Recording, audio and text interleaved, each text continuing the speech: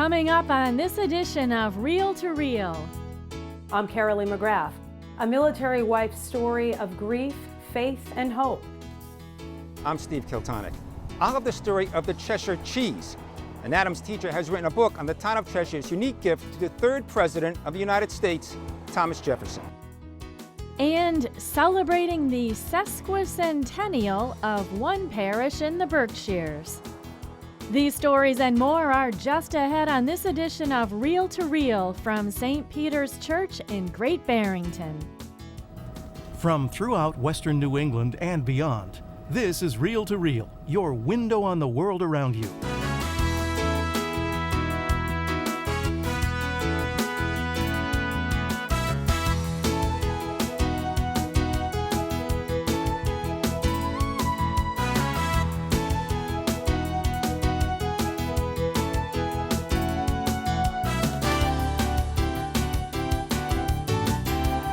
Here is your Reel to Reel host, Sharon Roulier. Hello and welcome to Reel from the lovely Berkshire town of Great Barrington. In the 50 years after the Diocese of Springfield was created in 1870, several parishes came into being, which means in recent years many of these parishes have celebrated their 100th anniversaries. But here at St. Peter's Parish in Great Barrington, parishioners are celebrating something even more historic, the parish's sesquicentennial. The Catholic community's long and special history was on display recently during the parish's anniversary celebration. Terry Hegarty has our story. Celebrating a century and a half of parish life in Great Barrington, more than 250 of the faithful gathered in St. Peter Church recently for a special anniversary Mass. Bishop Rosansky was the principal celebrant. We come together to give thanks for what has been, and to ask God's blessing on all future endeavors. With an industrial boom and the construction of the railroad in the Berkshires in the 1840s, the area attracted a great number of Irish Catholic immigrants. Masses were held and confessions heard by traveling priests in various towns along the Housatonic River. St. Peter's was formed in 1864 as a predominantly Irish parish. Father William Murphy says that the anniversary Mass was a joyful and important celebration. Celebrating the 150th anniversary is certainly a milestone for any parish, and it gave us the opportunity to take a look back at our history, to see where we came from, to remember in a very respectful way those who did so much work for the cause of the faith. And it's really nice to hear about the history, to learn about the history. It gives us a greater appreciation for where we came from. And when we understand where we came from, it helps us to find our way to where we're going. Where they came from can be traced all the way back to 1832, when Masses were celebrated in the area by a priest from Hartford, Connecticut. In 1854, the original St. Peter Church was completed, and Father Peter Menietti became the first pastor. Under the leadership of Father Martin Murphy, who served as pastor for 49 years, in May 1904 the cornerstone for the current church was laid. In 1911, the church was dedicated by Springfield Bishop Thomas Bevan.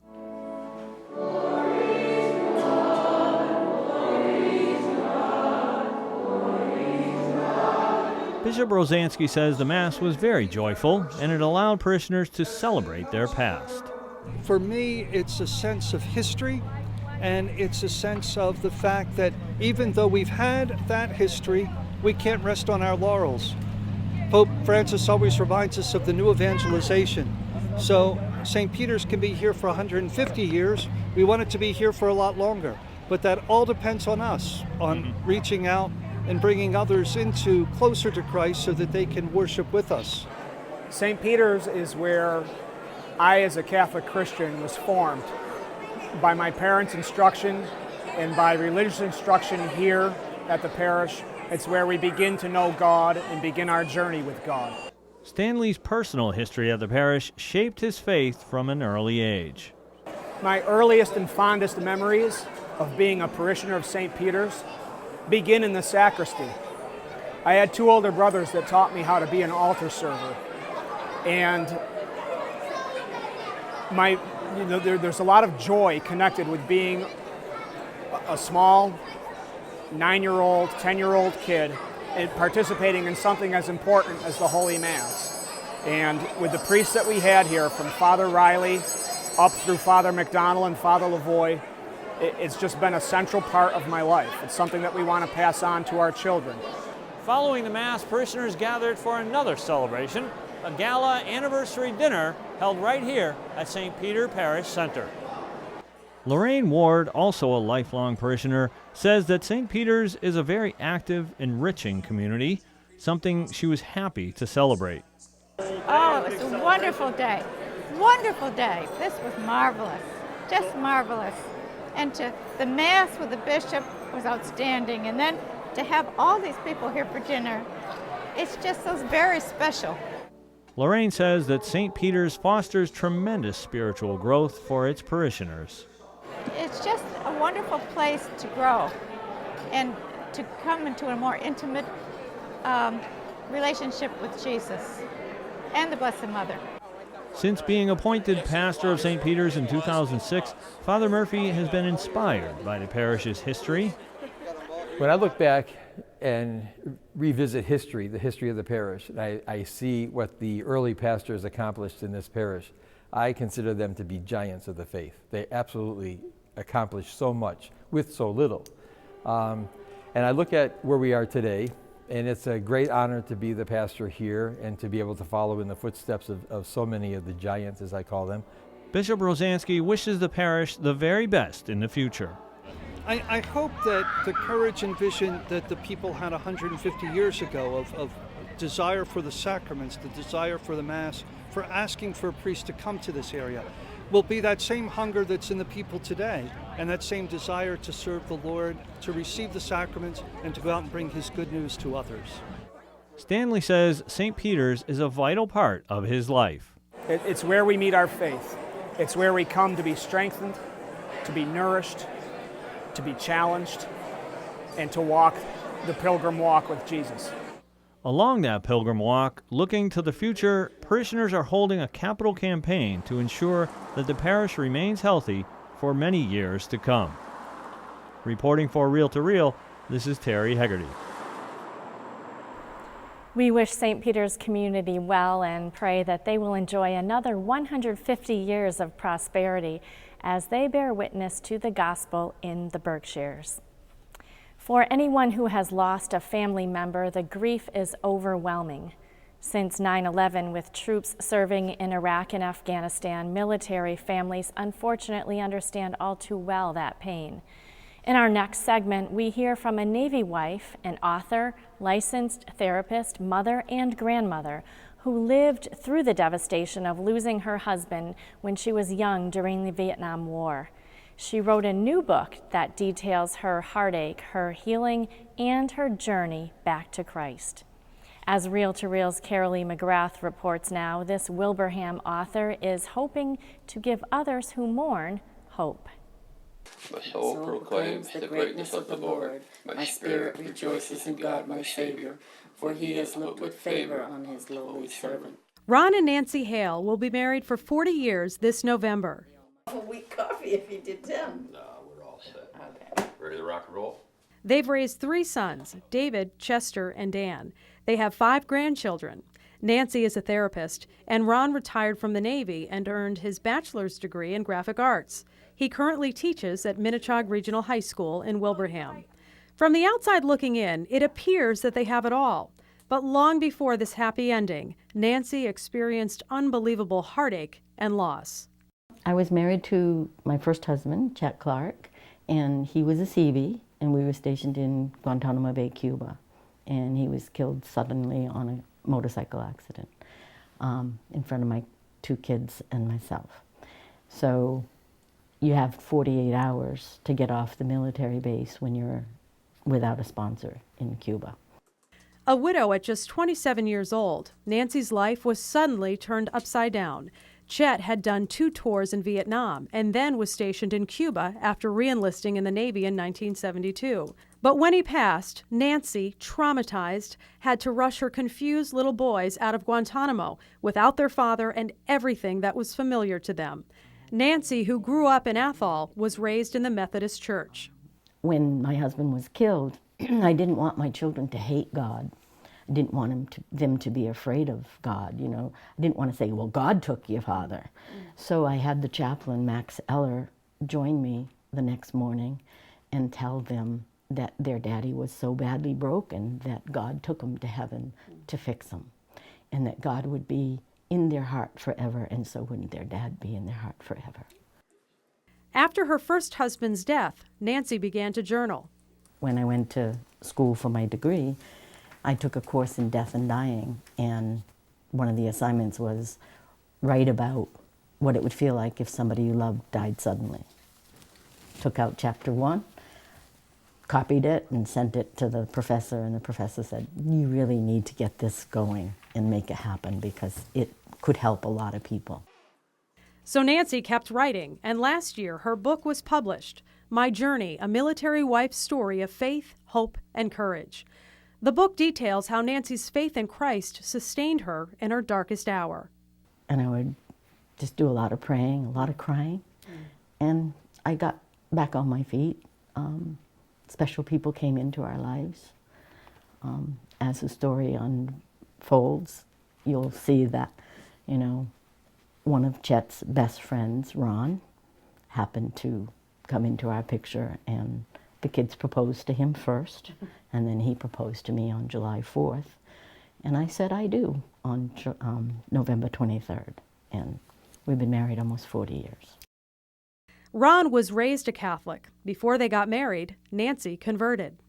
I didn't want to raise my kids in a split marriage where mommy goes to one church and daddy goes to another church.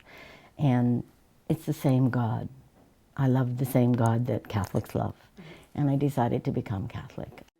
Nancy and Ron are in Teams of Our Lady, an international movement of married Catholic couples with a focus on strengthening the bond between husband and wife, primarily through prayer. They pray together every day. And Ron and I agree 100% also that having God at the head of our marriage makes our marriage strong. And we've been through a lot together, and we've grown together, and we still like each other, and we still love each other. Ron did the artwork for the cover of the book. The flag is in honor of Nancy's late husband, Chet. The ship represents her life as a military wife, and the cross represents Christ right at the center of their marriage. Ron says he believes with all the challenges of being a military wife, the book was the work of the Spirit. There's no doubt in my mind that this would not have happened unless the Spirit was involved, and unless our participation in team, our participation in the church, our beliefs, and so forth, it all came together. And now they're hoping that this book will help other people who are grieving. Even if you haven't lost someone, just when you're going through a rough time, if you can count on God, if you can read the scriptures, if you can pray and have, today's scripture was awesome in that it said, pray with conviction, and to, when you ask for something, know that it's going to be answered. And, you know, every day was that. You know, I had to pray every day, Lord, help me make it through this day. And she says he did, and knows that he can bring other people peace and comfort as well. Reporting for Reel to Reel, I'm Carolee McGrath. And if you are interested in getting a copy of Nancy Hale's book, we have a link on our website at iobserve.org. And still to come on Reel to Reel, Dan Dumas takes a look at what's happening in the Diocese of Springfield. And Steve Kiltonick introduces us to the Big Cheese. These stories and more are still to come on Reel to Reel from St. Peter's Parish in Great Barrington. I'm Brother Terence Scanlon. Please join us this Sunday for a very special Mass, the Pink Mass, a celebration of hope. Join in prayer for all who are coping with cancer. Springfield Bishop Mitchell T. Rosansky will be our celebrant at St. Michael's Cathedral in Springfield. This Chalice of Salvation liturgy will come to you at the special and early time of 6 a.m. right here on WWLP TV 22. Good food, good people, and a really good cause. Be a part of it all at the 15th Annual Catholic Schools Advancement Dinner on October 1st at the Castle of Knights in Chicopee. This year's dinner is dedicated to the memory of Sister of St. Joseph Betty Gould, who served as superintendent for 21 years. Honorees include Monsignor Homer Goslin, pastor of St. Elizabeth Parish Community in Ludlow, Estelle Zarnecki, a longtime volunteer at Holyoke Catholic High School, Father Christopher Malatesta, pastor of St. Agnes Parish in Dalton, and Sister of St. Joseph Julia Sullivan, former principal of St. Joseph Central High School in Pittsfield. Chris Thompson, the Vice President of Business Development for the Springfield Falcons, will be the distinguished alumni speaker. Call 413-452-0670 for more information or tickets. Don't miss out on this great way to support Catholic schools and honor some great people. What have you done for your marriage today? I took the baby while she worked. Today we've actually organized a date night tonight. I got up with the baby while he slept. Yeah. What have I done for my marriage today? That is a great question. I have carried my wife's purse. Boy, I gave a huge hug this morning, like a really big squeeze. We're going to the museums as a family. What have you done for your marriage today? Don't forget the small stuff. Need ideas? Go to foryourmarriage.org, a message from the Catholic Church.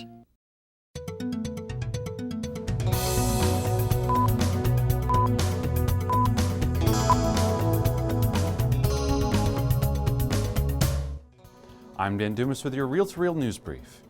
They marched last weekend to promote nonviolence in a city often plagued by violence. As Terry Hegarty reports, they came from many faiths, but walked together with a single message. Several dozen people from the greater Springfield area recently took part in a walk in downtown Springfield to raise awareness of the teachings of nonviolence. Organizers say that the message of nonviolence is very much needed in society today. We are here today because our hearts have felt the pain of violence in our community, in our world, and even in our own lives. Stepping off at Court Square, participants marched approximately 1.5 miles up State Street to Rebecca M. Johnson School on Catherine Street. This is important for me because the violence here, it has to stop. You know, we are first, human first, and I believe that we should love one another, not to kill one another. I really want to be a part of this to bring awareness of nonviolence in the city.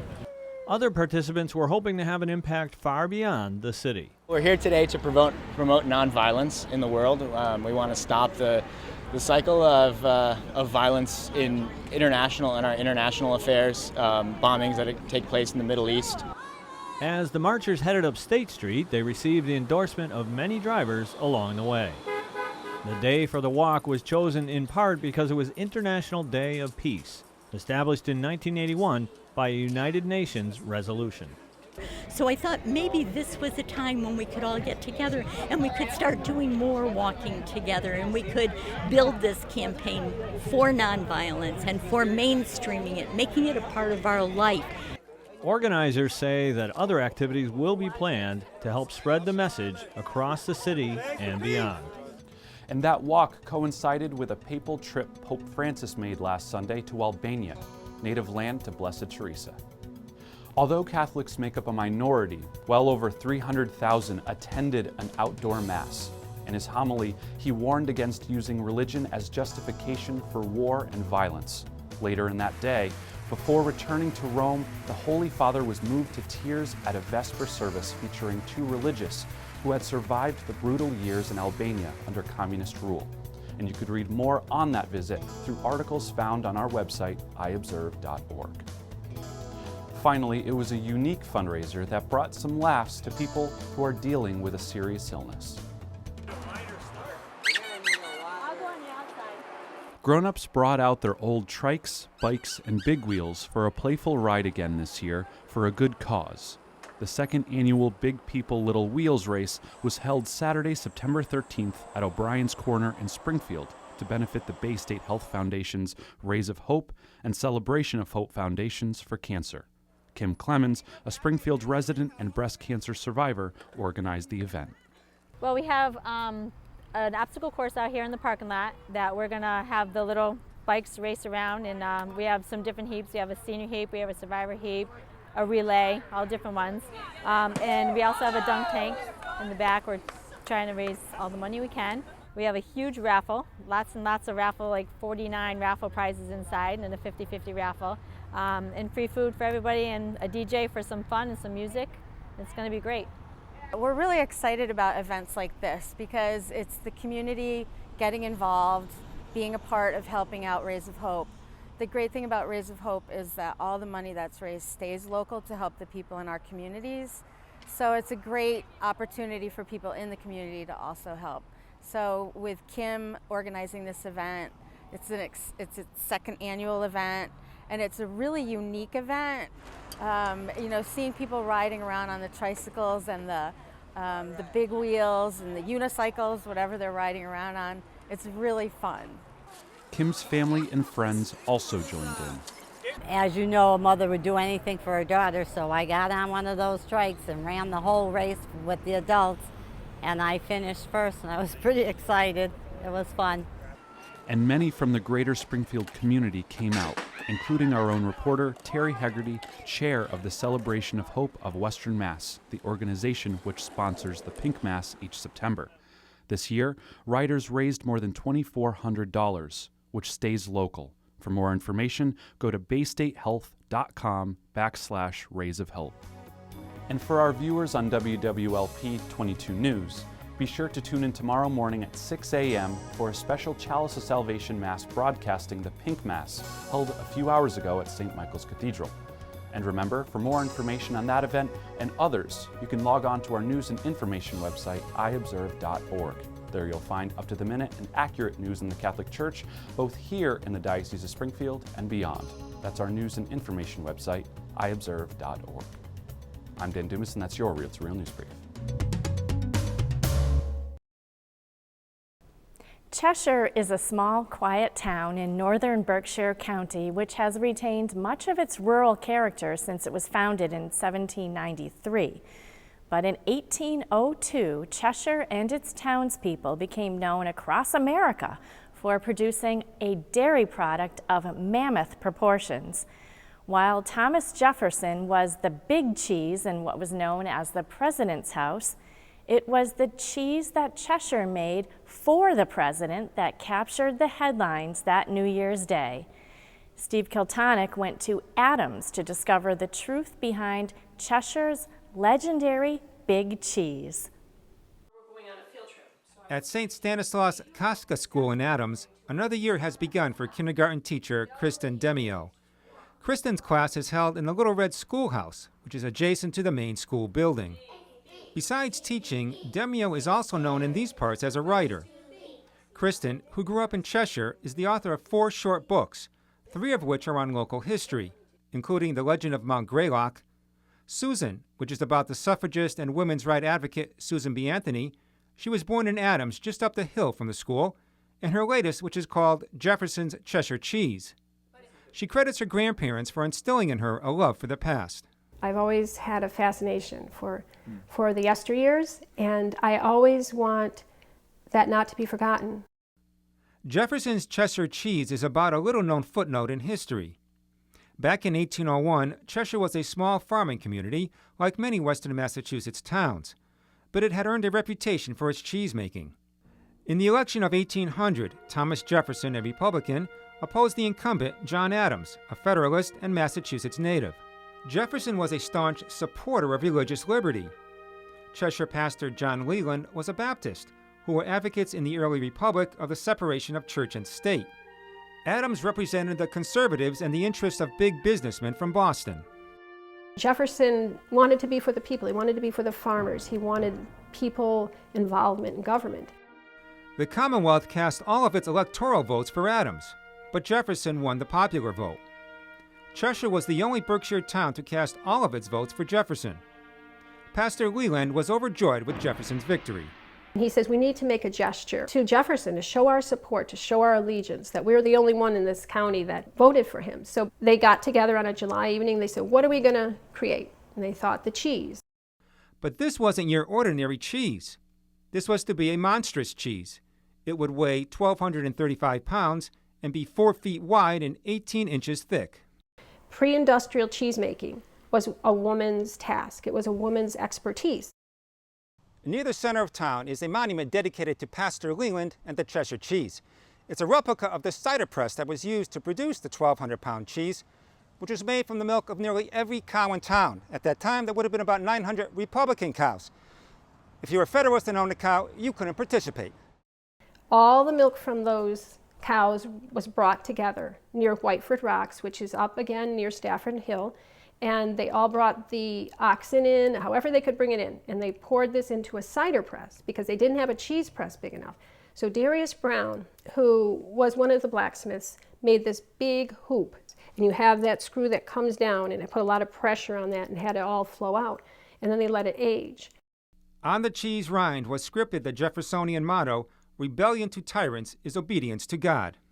It was an event that everybody came out. The town came out, they came by horse, they came by foot. They were their Sunday best. So how does one transport a gigantic cheese to the nation's capital without it spoiling?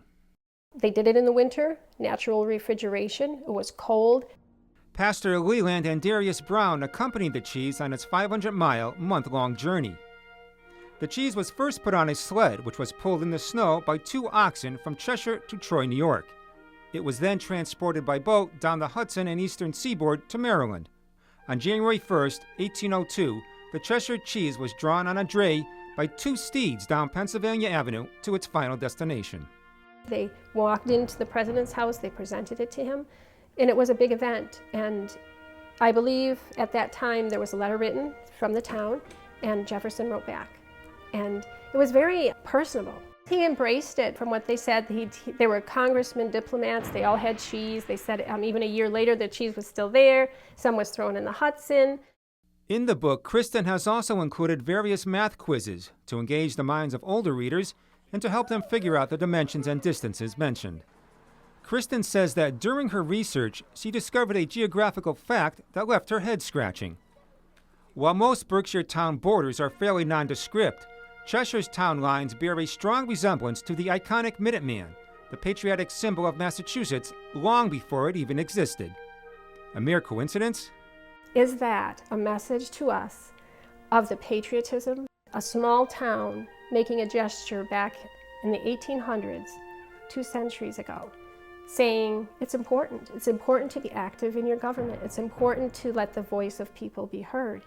It's a symbol of what we were and why we went to become independent in 1776, and not to forget that. For Real to Real, I'm Steve Kiltonick. And Steve tells us that Kristen dedicated her book to a town resident, 102-year-old Eileen Nuttall, who is a direct descendant of Darius Brown, one of the first settlers of Cheshire and creator of the monstrous cheese hoop in 1801. On her 100th birthday, she was granted an award from the state in recognition for her longtime efforts to preserve the history of Cheshire for future generations. Now that is a very interesting story. And for this week, that's Real to Real. Thanks so much to Father Bill Murphy and the folks here at St. Peter's for hosting our visit today. And remember to keep up to date on all of the news here in the Berkshires, along with the rest of the Diocese of Springfield and around the world. Log on to our news and information website, iobserve.org. That's iobserve.org. And why not like us on our Catholic Communications page on Facebook? There you can travel with our reporters in the field as they prepare the stories you will see right here on Real to Real. And join me again next week for another edition of Real to Real, your window on the world around you. Enjoy the first week of fall. Real to Real is a production of the Catholic Communications Corporation, funded in part by the annual Catholic Appeal, and the support of you, our faithful viewers.